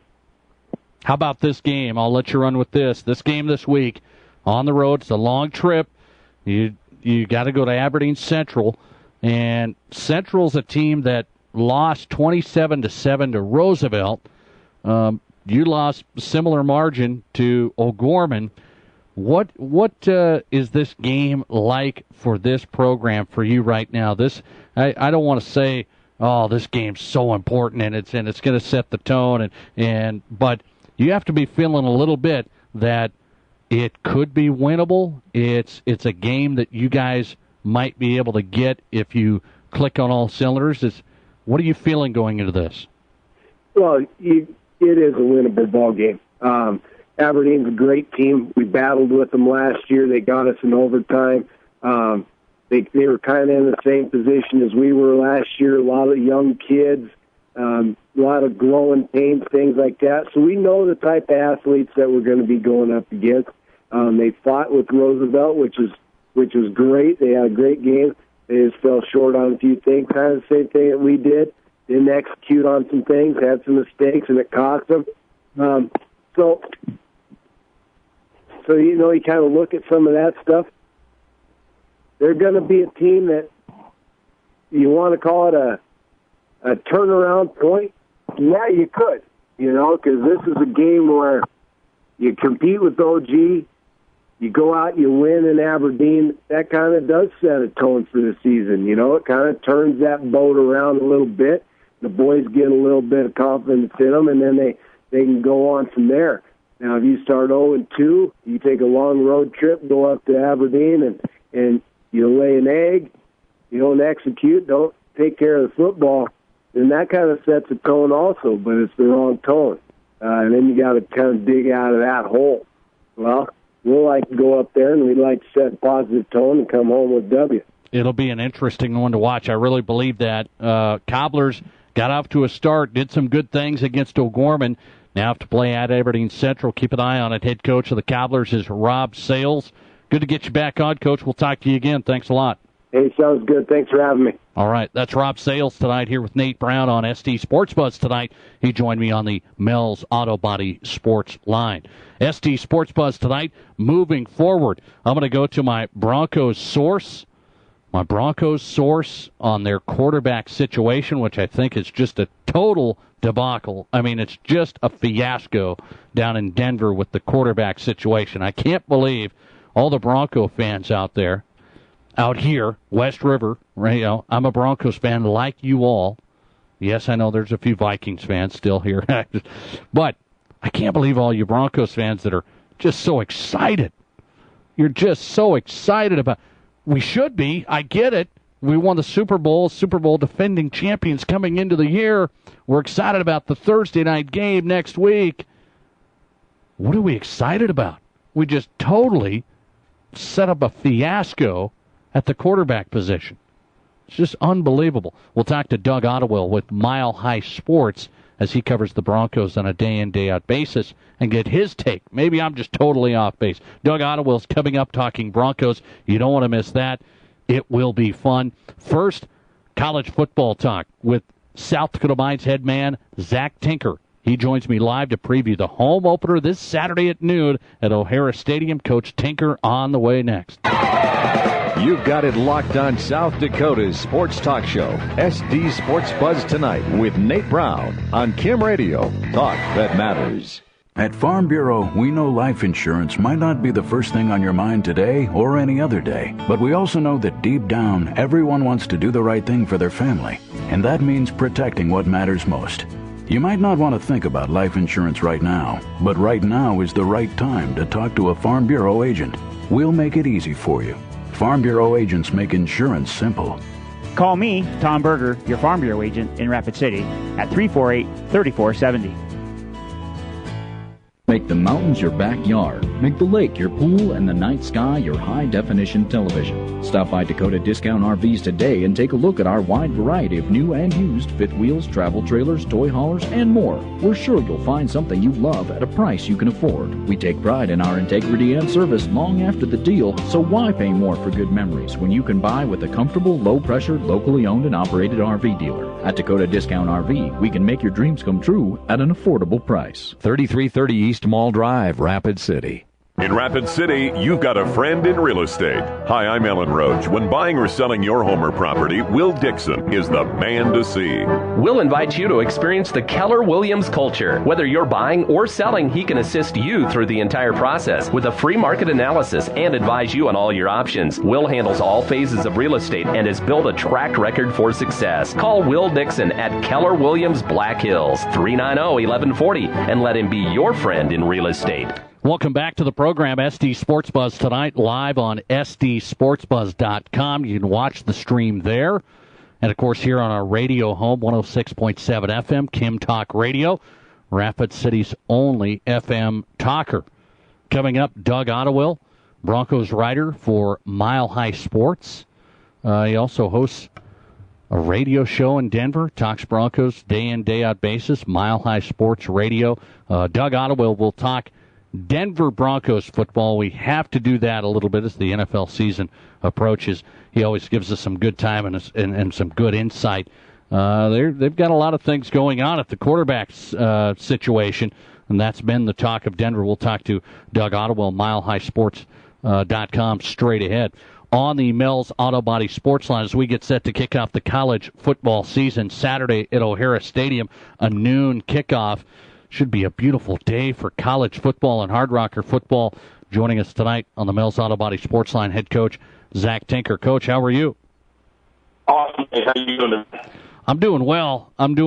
I know you have to be excited. Just give me your initial thought here. I know it's been, you've been in fall camp. You've been grinding. How excited are you to be in game week, ready to go? Oh, I mean, that's what we're doing it for, right? It's a 365-day-a-year job, but the reward is 11 Saturdays you get in the fall, and yeah, you do it when really no one's watching, no one's really getting an opportunity to see what you're doing. So for our kids, our players, just ecstatic, jump on the Dunham Field at O'Hara Stadium on Saturday and show what they've been doing. How does game week change? For the fan out there, they're thinking, okay, they just putting things together in fall camp and then they'll get ready for William Jewell and things like this. But game week, do you have to, really, really get dialed in on your opponent now? Now, first fall camp, you're focused on your guys, your program, your team, trying to do the things you need to do. Is it really getting dialed in on William Jewell game prep this week? Yeah, it's really the combination of the two. It's an interesting deal for us.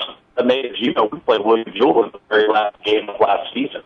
So we prepared for them in game 11 here in Rapid last year. So, it's pretty common to go back and look at when you're getting ready to play in an opener. You're going to go back and sort of see the end of their season. And shoot, when we do that, I mean, it's basically a reboot of what we did a year ago, right? There's no new information in terms of game video to capture. So that's a unique deal. So we have a pretty good idea of who they are. They have a real good idea of who we So it's a pretty familiar situation. It doesn't happen like that very often in college football. Just sort of a quirk in the schedule this year that it turned out that way. But so for us, when we talk about our energy, we're putting so much of our energy into the Hard Rockers that certainly we're preparing for William Jewell. They got a lot of really talented players, but we've really, done a ton of focus on the Hard Rockers and getting our skills ready to go. Zach Tinker, head coach of the Hard Rocker football program, getting set for William Jewell. The college football season kicks off Saturday at noon at O'Hara Stadium. I encourage you to get out and see the high-octane offense. I mentioned this high-octane offense because you were the guy kind of running the show on the offensive side the last 4 years, and now you're the head man. And I look at this matchup against William Jewell over the past few years here. You've put up some unbelievable numbers on the offensive side. Why has this matchup lend itself to being a big-time shootout like that at times for you? Gosh, I honestly couldn't say, Nate. I think games just kind of get loose sometimes. We had a couple years in a row there where we played them in what I would call games that just got loose.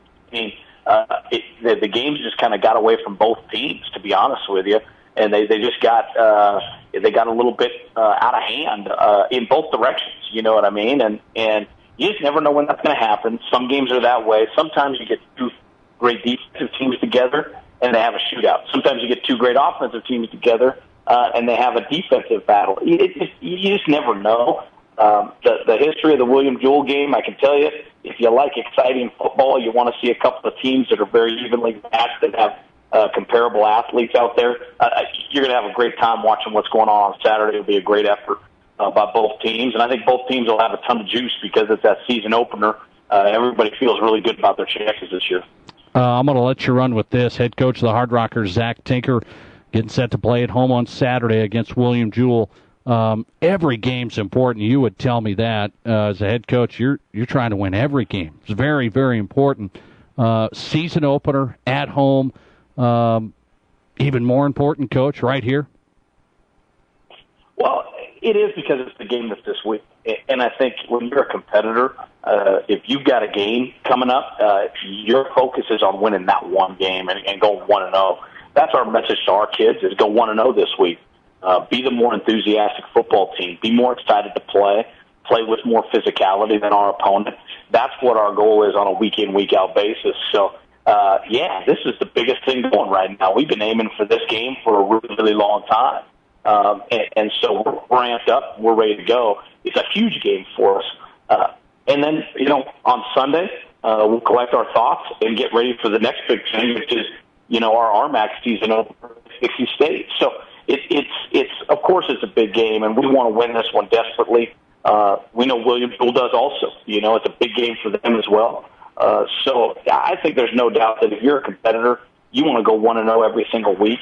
You want that opportunity to prove yourself every single Saturday, and you don't get very many of them. Like I said earlier, you just don't get very many of them. So when you do get them, you want to take advantage of them the very best you can.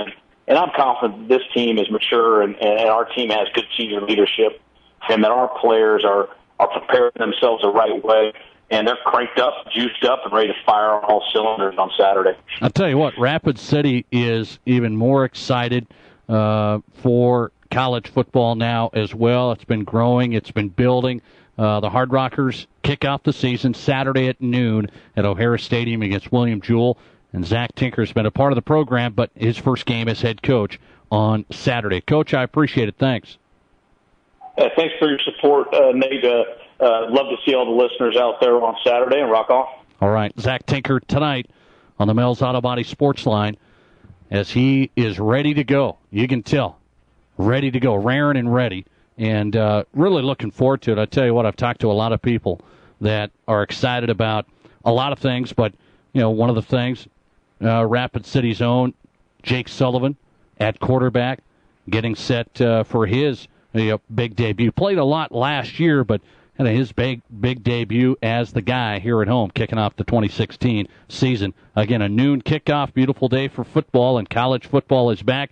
Get in your ramp spot, get your tailgate going, and let's get ready to go. I wish I could tailgate all game. I mean, that's what I want to do, is just tailgate all game. And a few other things happening, but at the game, I'll be ready to go, and I look forward to seeing you. We come right back and talk Broncos football. Denver has a quarterback problem. You heard it here first. Not first. You've been here. I hope you've been hearing this.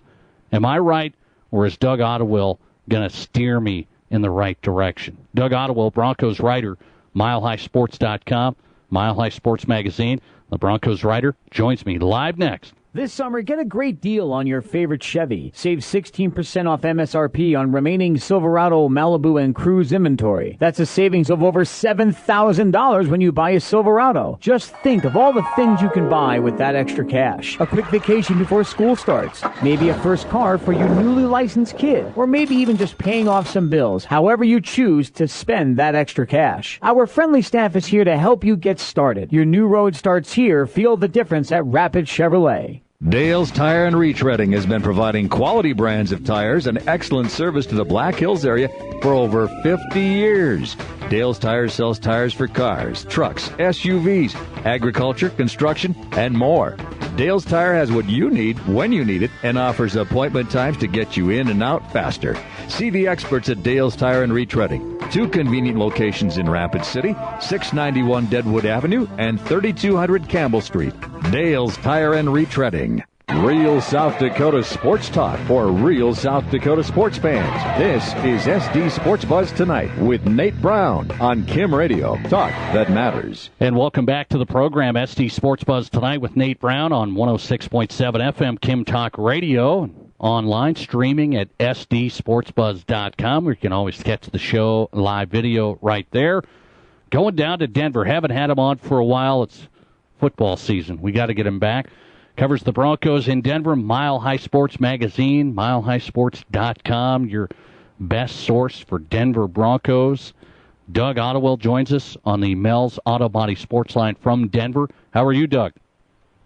Good. How about you, man? It's been a while. I know. I'm doing well. I was just down in Denver a couple of weeks ago. As you know, we didn't connect. I mean, I was thinking about, sending you a text message saying, hey, I'm going to buy your dinner at Casa Bonita. Okay, that's a favorite. That is a South Dakota favorite at Casa Bonita. But I just didn't want to put you through that pain. I didn't want to put you through the long line and the wait, and so I figured you probably hit that up on a regular basis.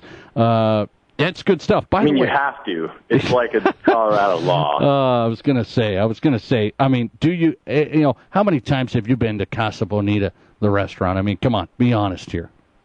The thing is that when you grow up here and you have friends, pretty much every friend you've ever had a birthday party at Casa Bonita. Yeah. So, when you're in the era of going to friends' birthday parties, it's, you probably go 3-4 times a year from the time you're 6 to, 14.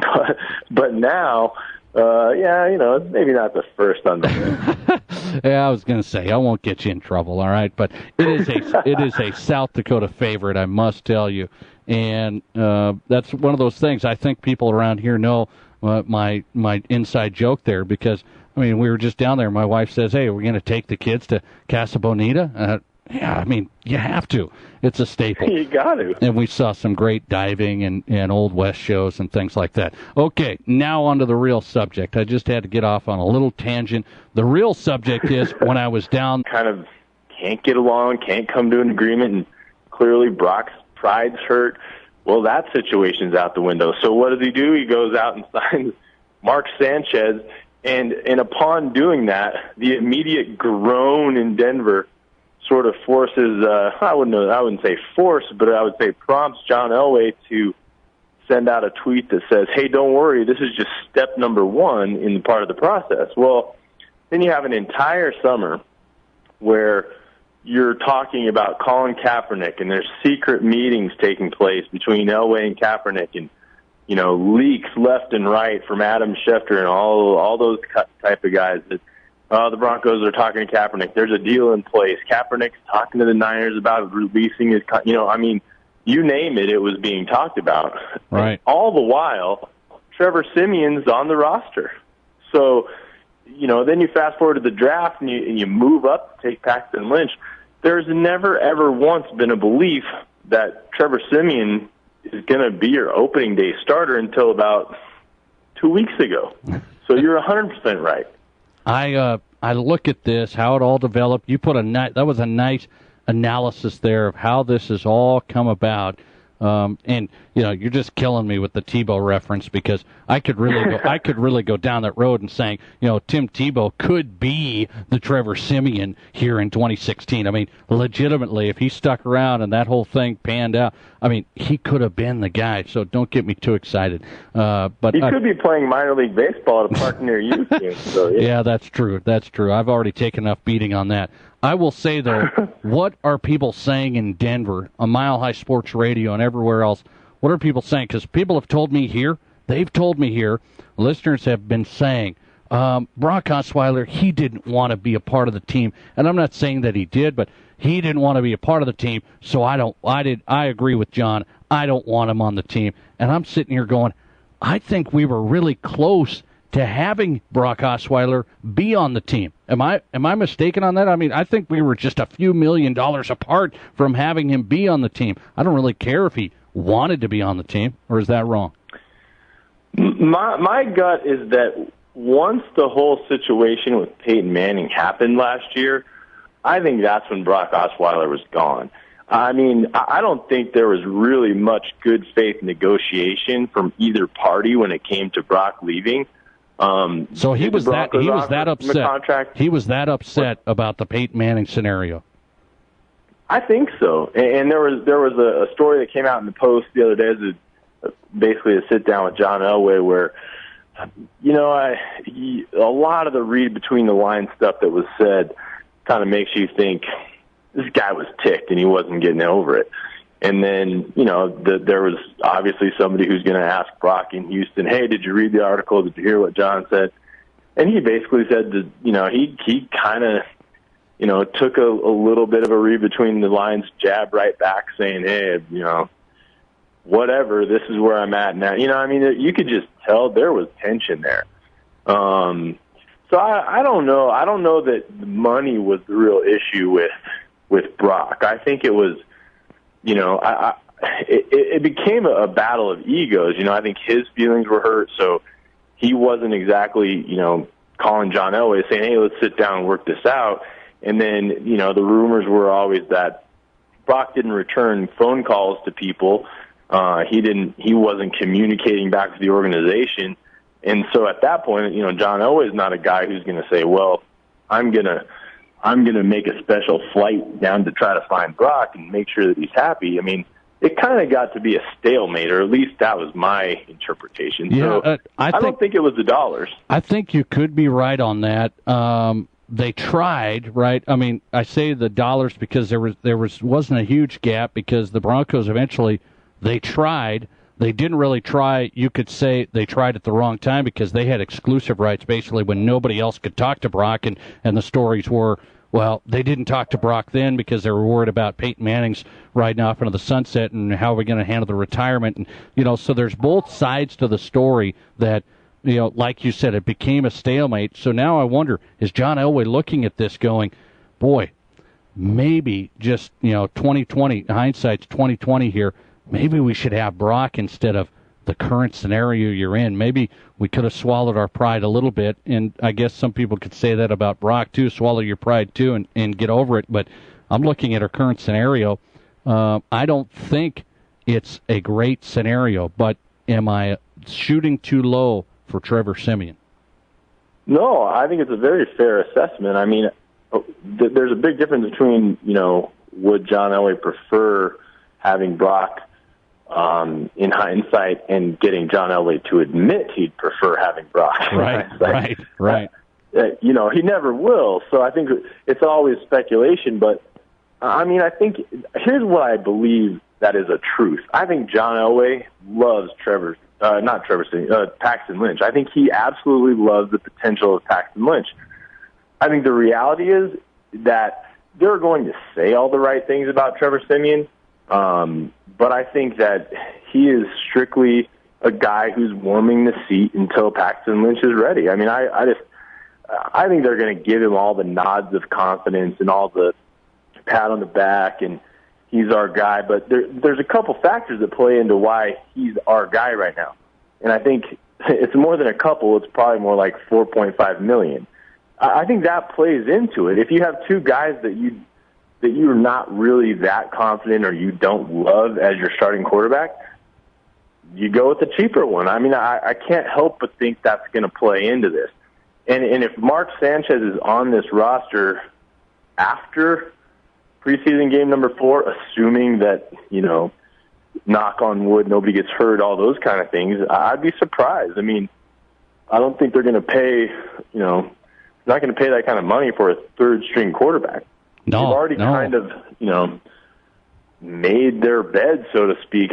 I can't see them keeping all these guys because I think it's really, and this is, again, it's just my opinion, I think it's a matter of when, not if, Paxton Lynch is the starter this year. I mean, if you talk to most people, it ranges anywhere from week 2 to week 5. I mean, is that right? That's how early people think he'll be back in the line. He'll be the starting quarterback. It's a matter of how long it takes him to master the playbook, or at least a portion of the playbook that would allow them to win games. That's interesting, and I know he has some bright spots. First couple of games, some bright spots.